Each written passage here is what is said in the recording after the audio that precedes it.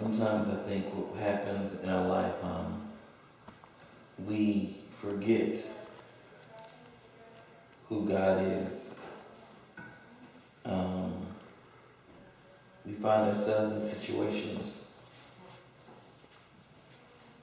where we're looking for God to move the way that we want Him to move, the way we expect Him to move, the way that we've seen Him move before in our life. And when He doesn't show up in that expectancy, we begin to allow doubt to come into our mind. We begin to lose faith and begin to try to do things on our own, or even just throw in the towel. So this morning, briefly, I'm just going to be speaking with you about why you're going through what you're going through. Oftentimes I've realized this within these past few days. I've seen, heard, and dealt with many people speaking about relationship problems. And believe it or not, I have more men that are coming to me crying out about they're losing their marriage and their wife doesn't want to work it out. You know, in the past, that would normally be the wife that would be crying out, asking for help. But more and more, I'm beginning to see men come in tears, come broken. And I know you're saying, well, Pastor, what does that have to do with it? It begins to show that when the head has realized that, wait a minute, I need something stronger than me. And when the one that was more spiritual is running away, it is showing that there is a change. There's a change that's happening. At one point, it was women were the matriarchs. They were the ones that were spiritually strong, the ones that would go to the church. And I'm beginning to see men are now crying out, but they just don't know how. And when they're going through, they're saying, Pastor, I need something, but I still don't know how to connect. And I know it seems like, well, are you glorifying this or denouncing this? And I'm saying, when men are at the point of ready to give God the power, that means a change is coming. Mm-hmm. But it's sad to say that it's coming at the demise of the woman. And you say, why do I say demise? I said, because it hurts me to see when women won't seek spiritual counseling. It hurts to see when that loving nurturer has checked out. And it goes through, and I see it on so many occasions. And then later on, 3 years down the road, they're like, I did it for what? I threw it all away for what? I left it for what? Because when I got out there was nothing there.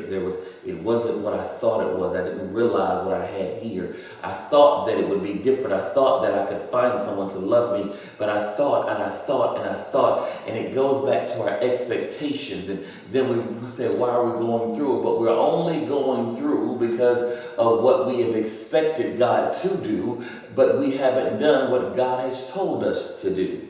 So if you turn with me into the book of James, starting with chapter 1, picking up on verse 2, we're going to go through 2 through 8. And it reads, it says, if you're there in the New Testament, towards the back after the Gospels, you'll find the book of James. And it reads, my brethren, and this is the King James Version. It says, my brethren, count it all joy when you fall into divers temptations, knowing this, that the trying of your faith worketh patience. But let patience have her perfect work, that ye may be perfect and entire, wanting nothing.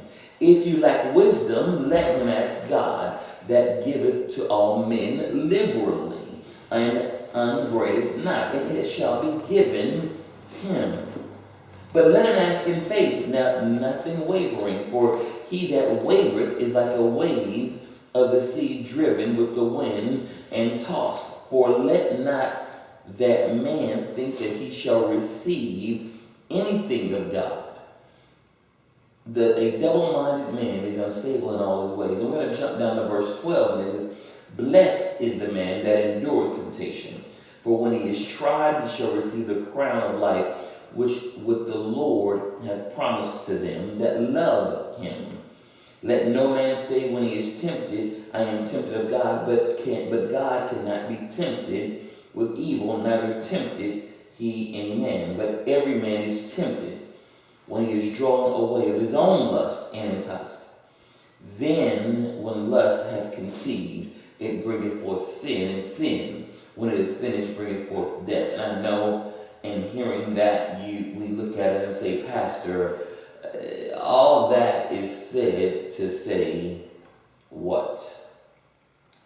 So I'm going to bring it down to the NIV version. Really, I give this, definitely go into this part, but we're going to break it down into this. It says, consider it pure joy, my brothers and sisters, whenever you face trials of many kinds,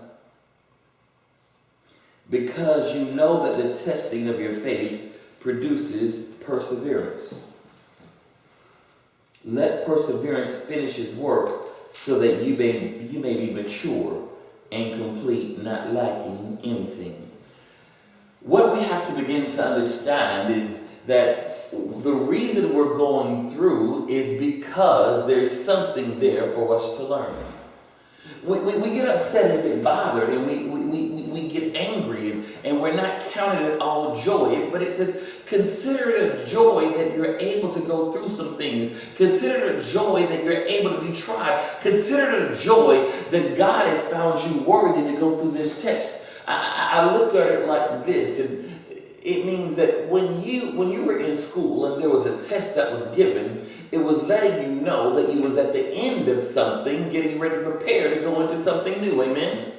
It meant you were at the end. The heart of the test meant that it was a promotion that was headed your way. Amen. I don't think you understand. The heart of the test means that there was a promotion that was headed your way. Well, what do you mean? If you think about it, there was an exit exam. That meant that you were going to another grade. There was an aptitude test. That meant that you were going to another level and to another dimension. That even when you were working, there were tests that you were taking for promotion. There were tests that you were taking to be licensed. There were tests that you were taking to elevate you. And every one of them were kind of trying of your faith. Was it not something that was difficult for you? Was it not something that was trying for you? Was it not something that caused you stressed and caused you to stay up late at night? Was it not something that you had to do to put extra into it? Something that you had to do extraordinary things out of what your comfort zone was. Why? Because it was something great that was going to follow it. So he says, consider it in pure joy that you're going through what you're going through right now in the name of the Lord.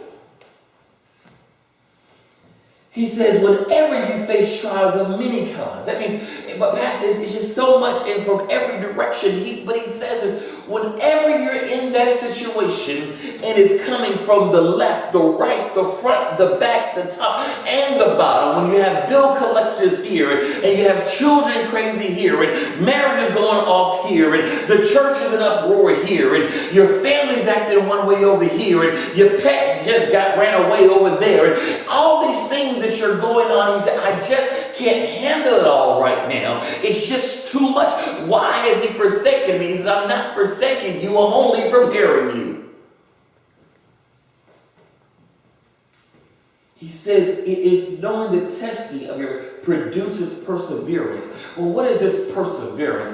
It's this thing that gives you that intestinal fortitude to move on and conquer. That means that it is preparing you, getting you ready to step into a new territory. It's that thing that makes you knock down walls. It's that thing that makes you go where everybody else quit. It's that thing that allows you to do the extraordinary where everybody else is being lackadaisical. It's that thing that causes you to push on. That motivational factor. And see, you go through these things to build that up, to let you know that you can handle it. So you have to understand that God is allowing you to go through this for you to be effective in the kingdom and to receive what God has for you. Write that down. You're going through to know that God is putting you through this to be effective in the kingdom and receive what God has for you. But there's something that was said about that in this going through. It says, after that, it says, if any of you lack wisdom, you should ask God, who gives it generously to all without finding fault, and it will be given to you. So the number two thing is, it says when we're going through, you have to consult God. When you got some problems, you have to consult God. Well, many of you don't understand what that means. I pray. Well, see, here's the thing. Here's the purpose of the local church. Here's the purpose of the pastors. Because, see, many of you can't really hear God because you're not even be connected. How do you think you can tune into the channel and frequency of God if you don't even know the bandwidth in which He's on? You'll never know the bandwidth unless you connect with someone who is on that same bandwidth. And they will teach you how to tune in. But in the midst of it, you have to follow them. That's the purpose of the local church. To help you get connected, to get on the right bandwidth. Someone to teach you how to tune in. So you have to seek God. You have to seek that wisdom. But the thing is, it says, but when you ask, you must believe and not doubt. Oftentimes, when we're going through, we're looking at it, and God says, and we say, but God. Not but God can, but God, why? But God, why do I have to go through this? But God, it doesn't make sense. But God, it's not fair. But God, I don't know. But God, if He was loving, He would. But God. We go through these things and we begin to doubt. And see, the reason you can't doubt, it says a double-minded man is unstable in all his ways. It's like we just read. It's like a ship that's being tossed to and fro. Well, I don't understand that, Pastor. Why? He says, because here's the thing. If you're doubting God, when God moves, you're going to begin to doubt whether it was God or you. We will doubt whether it was God or us.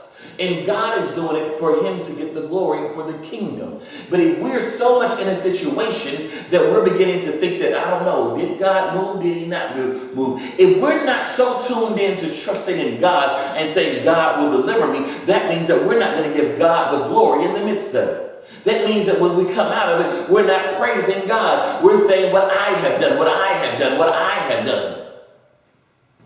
And God is saying, no, I need you to know what I am doing.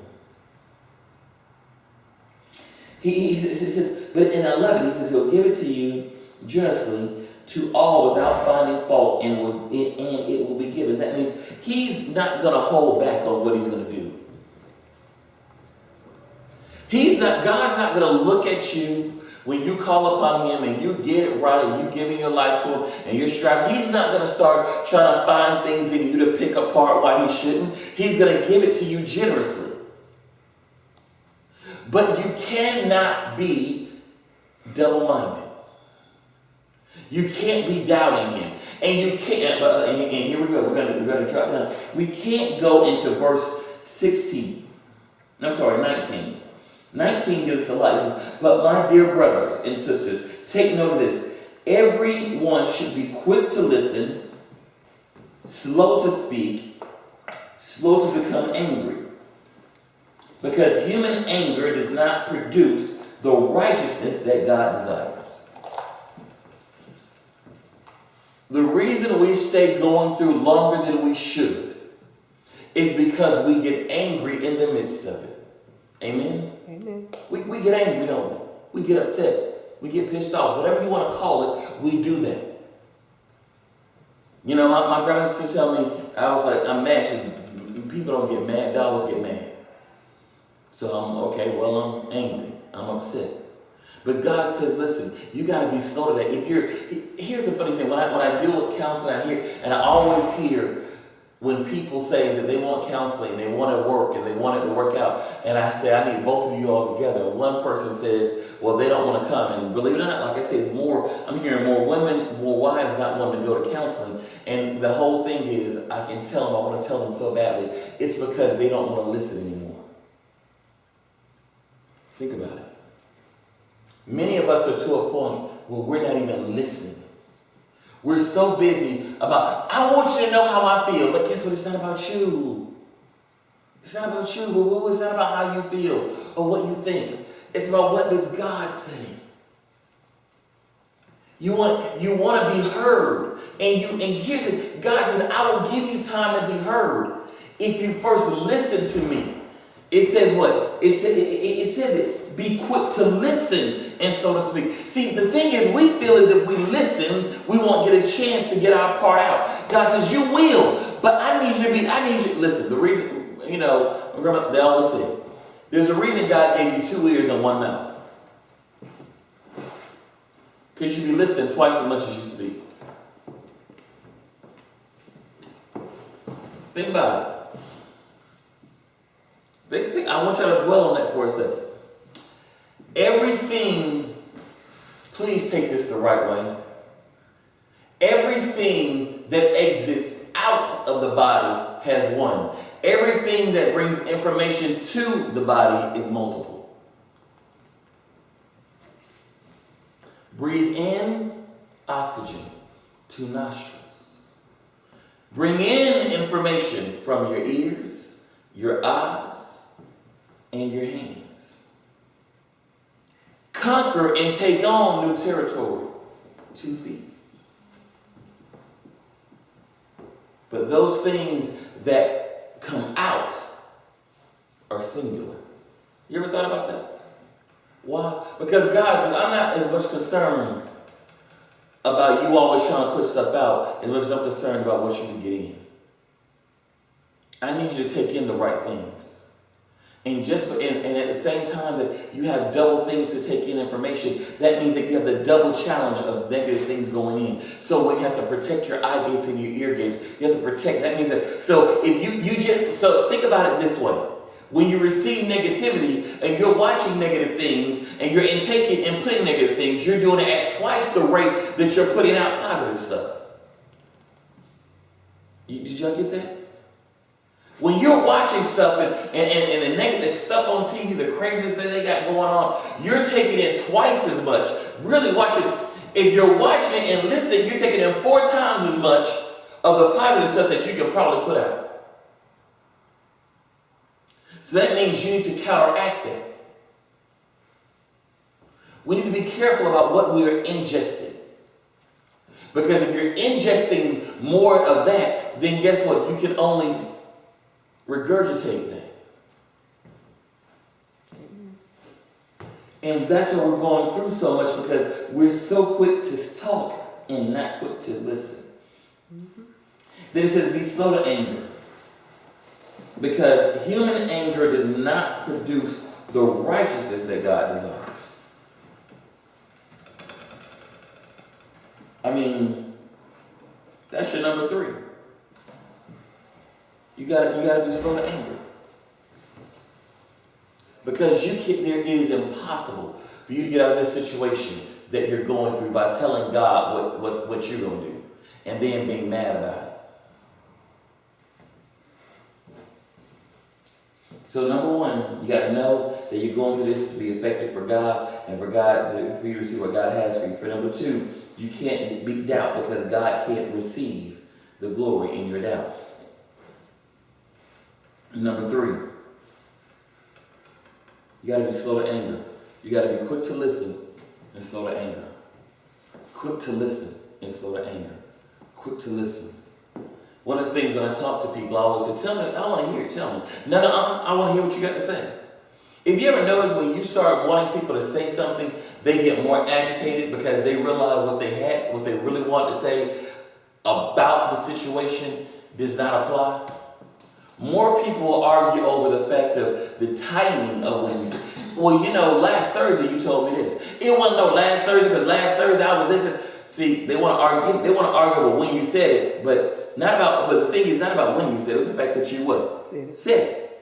But we want to get caught up on when it was said, and we want to start that argument over there instead of dealing with what was said. It's not about when it was said. It wasn't about how you said it. It was the point of what was said, what was done.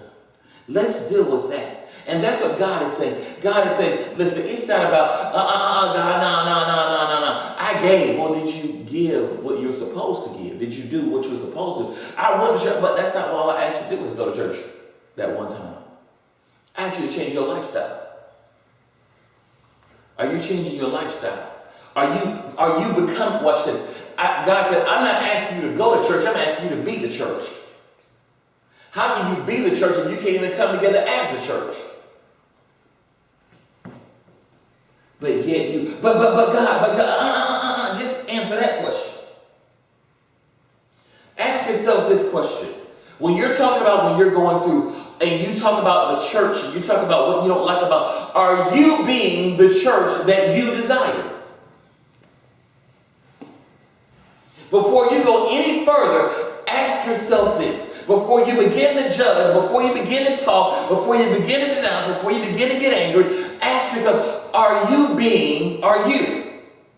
I being the church that I desire? Would I be happy in a church full of people just like me? Acting the way I act, treating me the way I treat people? Most of you would not.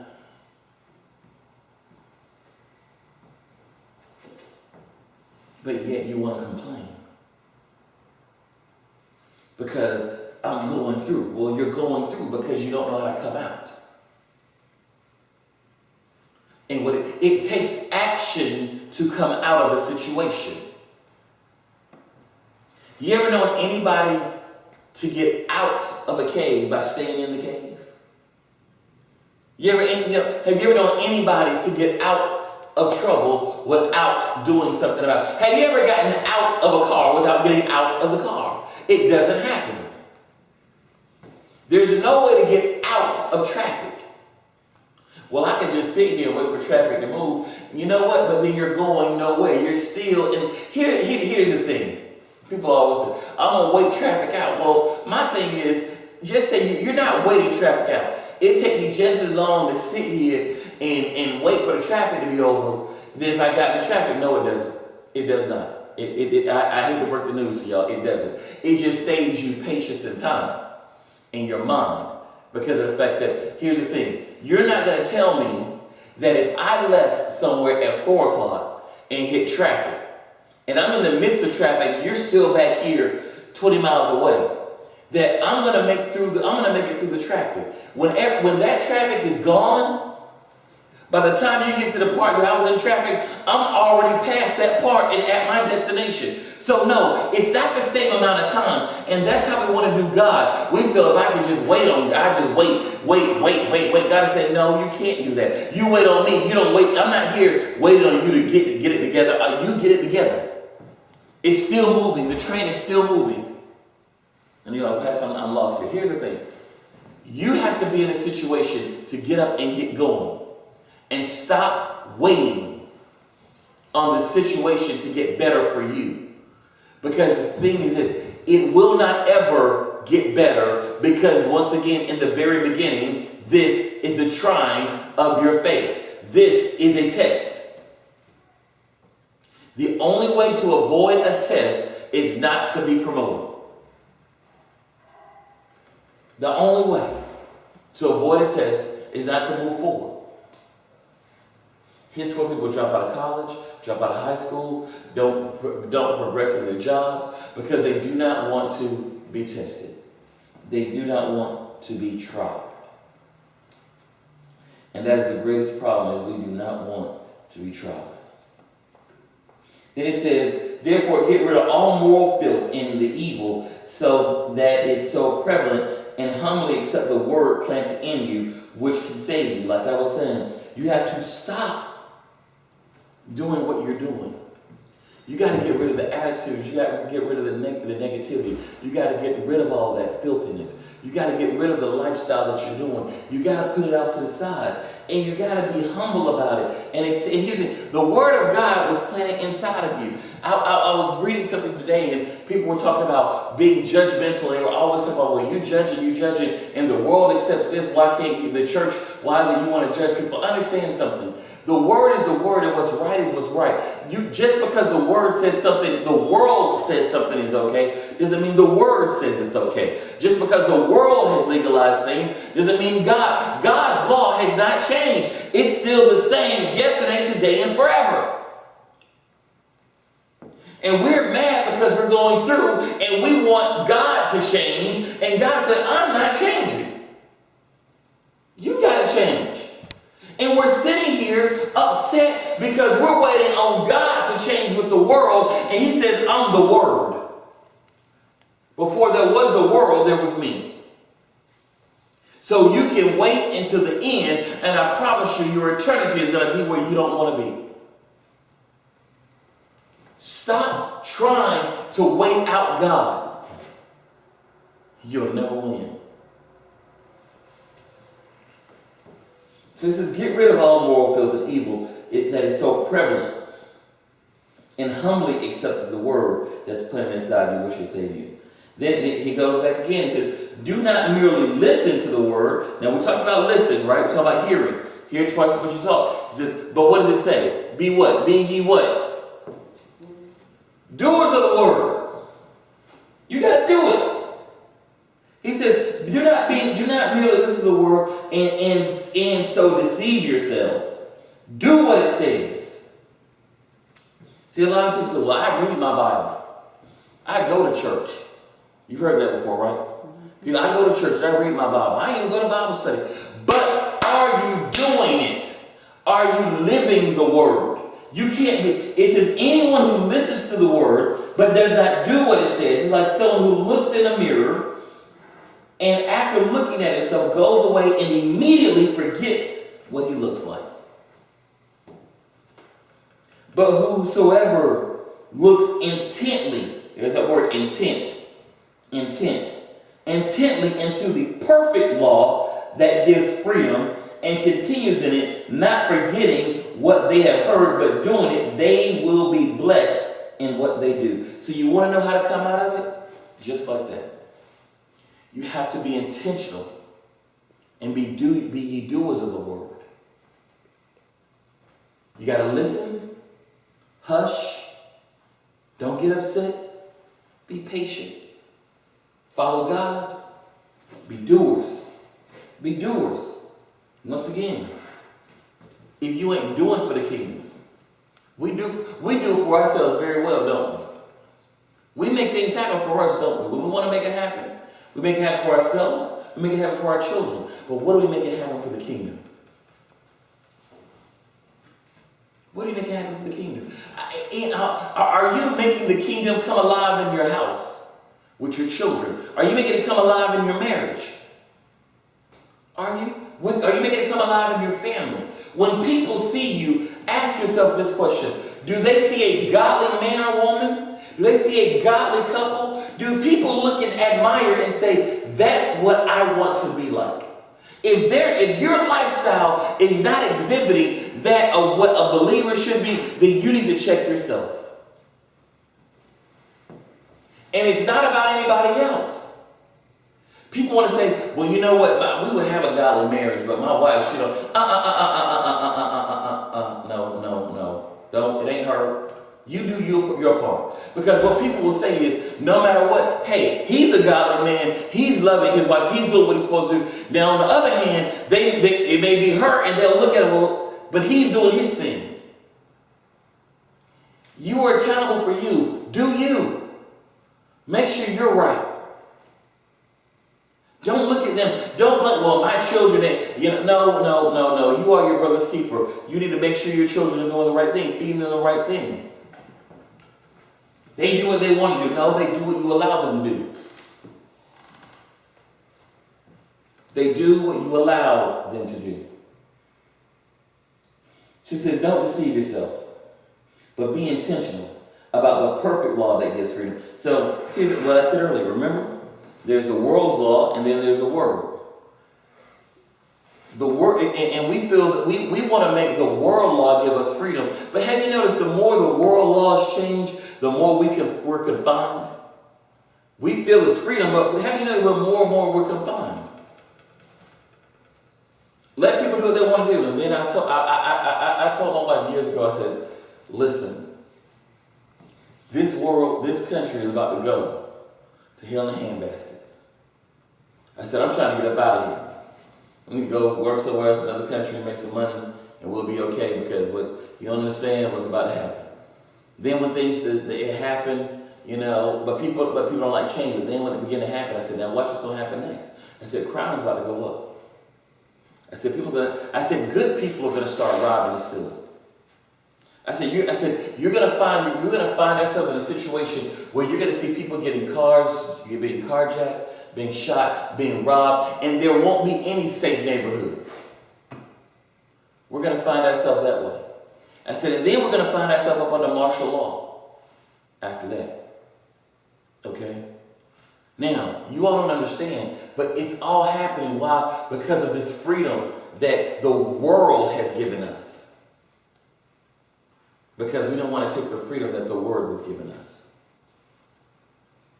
The world says, hey, do what you do what feels good, have that sense of hedonism. The word says, no, you have to be in order.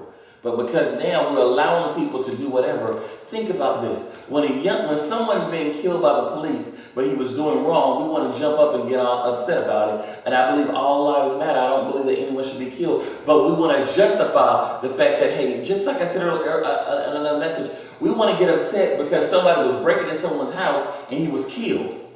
And saying, well, no, she shouldn't have killed him. He shouldn't have died. And how else is he supposed to live without stealing?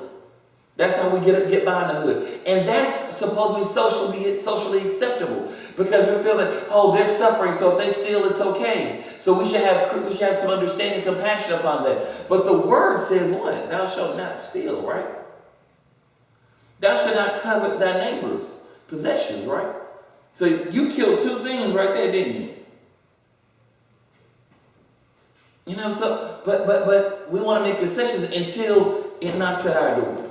And now it knocks at our door, and what we don't understand is, okay, well, they broke in my house, they're going to get what they get. But now we become now it's, I'm going to be more protective. So I'm going to have my gun, and I'm going to protect my house, and I'm going to put up security cameras, and I'm going to put security cameras in my house. And I thought about this for a second. People have their houses monitored all day long, and what they don't understand, they have their houses monitored all day long. Your house is no longer your sanctuary and your privacy. What you've just done is allowed the government, and as a government you realize is moving away from God, will now be able to see when they say you can no longer pray, they can watch you and see that you're praying. They can watch what you're doing. Think about it. We share our life on the internet. We move from having a hard drive to a shared drive to the cloud where nothing ever goes away. Absolutely nothing. Nothing is secretive anymore. Nothing is sacred. The only thing that is secretive is that which you keep inside. We talked about we didn't like paper because we want to save the trees, but yet one thing, if you wrote it on paper and you burned it up, it was gone. Amen? You see how we allow the world to somewhat give us more freedom, but actually it confined us more? And I'm not knocking technology, but we've embraced it so much that what we call it freedom, it's actually imprisonment. You have to be so careful what you may type because you can be put on a terrorist watch list.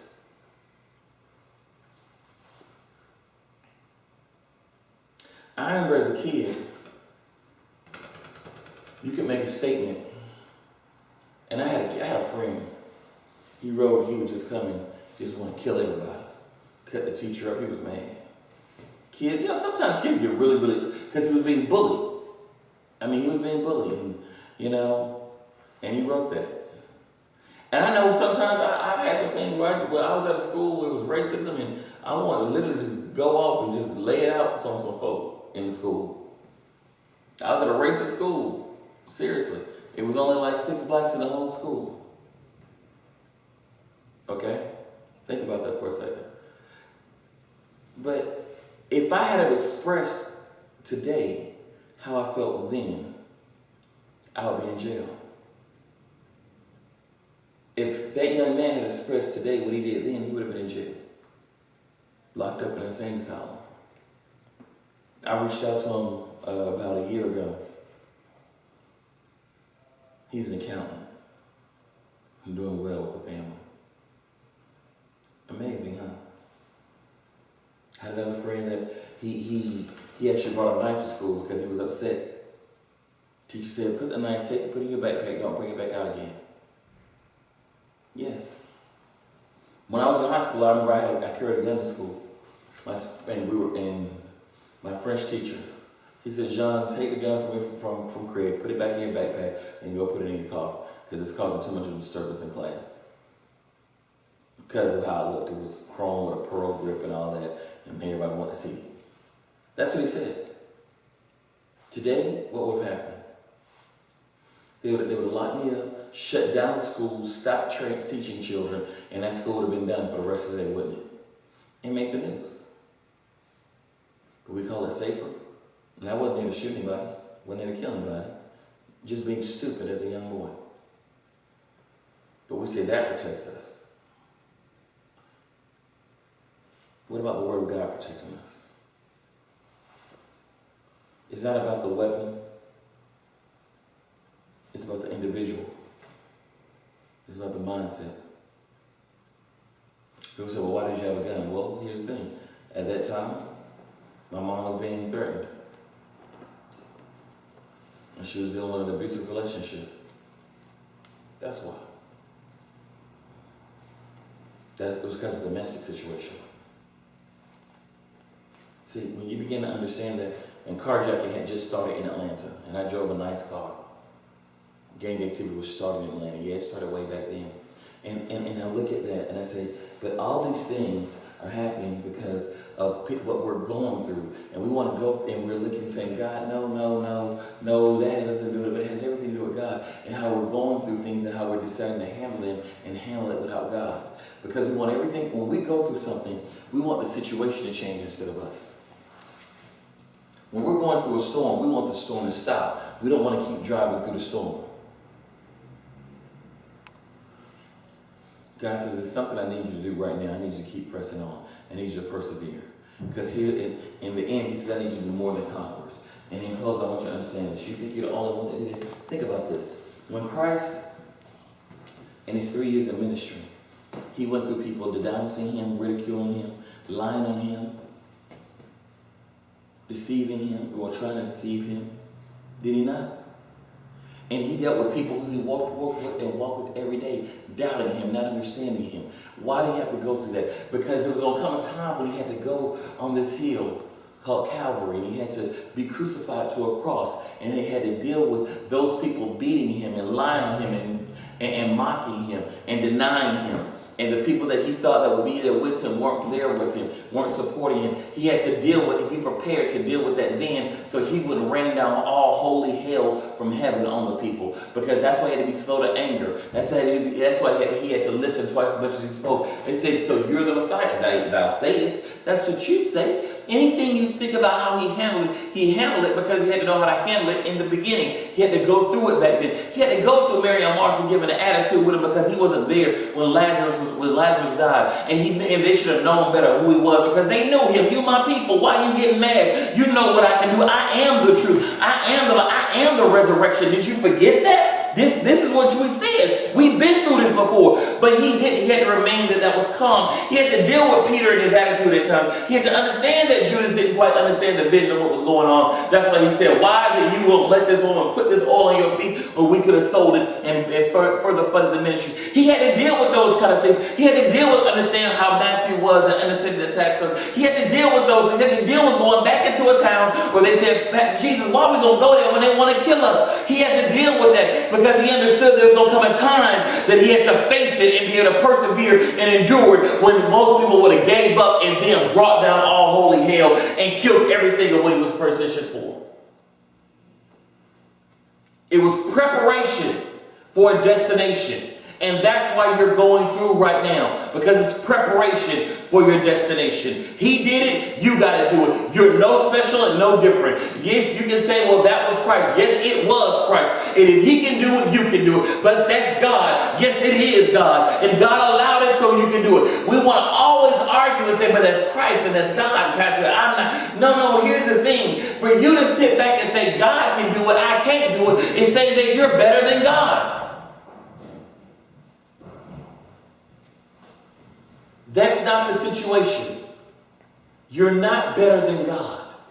The moment you try to make concessions for why you're not doing something, because that's God and that's Jesus, is saying to yourself, I can be fine just where I am without doing what they did. I'm better than that. I'm above that. That's what it says, do not be deceived. If you are hearing the word and you're not doing the word, you're deceiving yourselves and you're forgetful and you can't even remember who you are. That's what the whole thing means. You're like a man who looks in the mirror, forgets what he looks like. You've forgotten your own identity. And you're a vagabond. That's why you're lost. Because you don't even know who you are, nor what you look like. You can't even describe or define yourself to yourself. I mean, I'm just being honest with you. Until you can do as it says that you listen. So let us begin to be more doers and watch God move through us to teach us to persevere through what we're going through. You want to understand why you're going through what you're going through? Because you don't understand that it's only meant for you to go through it and come out of it. Amen? Amen. Let us stand.